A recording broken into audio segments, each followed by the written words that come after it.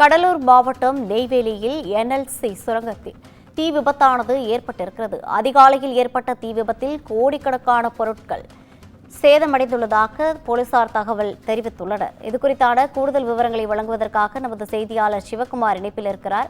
வணக்கம் சிவகுமார், இந்த தீ விபத்து ஏற்பட்டதற்கான காரணம் என்ன? உங்களுக்கு தெரிந்த தகவல்கள்? அதாவது கடலூர் மாவட்டம் நெய்வேலி என்எல்சி இந்தியா நிறுவனத்துல பழுப்பு நிலக்கரியை கொண்டு மின்சாரம் தயாரித்து தமிழகம் மட்டுமல்லாமல் வெளி மாநிலங்களுக்கும் விநியோகம் செய்யப்பட்டு வருதுங்க. இந்நிலையில நெய்வேலி என்எல்சி 2வது அனல் மின் நிலையத்துல இன்று அதிகாலை திடீர்னு டிரான்ஸ்பார்மர்ல தீ விபத்து ஏற்பட்டது.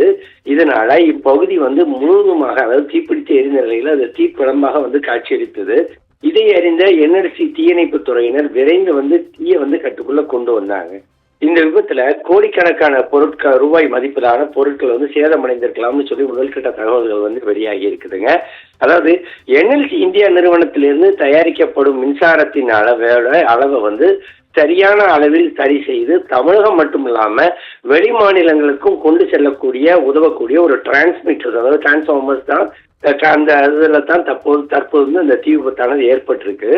இது குறித்து என்எல்சி நிர்வாகம் தற்போது விசாரணை மேற்கொண்டு வருதுங்க. அதிர்ஷ்டவசமா இந்த விபத்துல தொழிலாளர்கள் யாரும் பாதிக்கப்படலை அப்படிங்கிறது குறிப்பிடத்தக்கதாக இருந்தாலும் அதாவது ஏற்பட்டிருந்த தீ விபத்தோட முழு தாக்கங்கள் என்ன மாதிரி இருக்கு, எந்த அளவுக்கு நஷ்டம் அடைஞ்சிருக்குது, இதனால என்னெல்லாம் பாதிப்புகள் ஏற்படும் அப்படிங்கிறது இனிமேதான் தெரிய வரும். ரவீனா,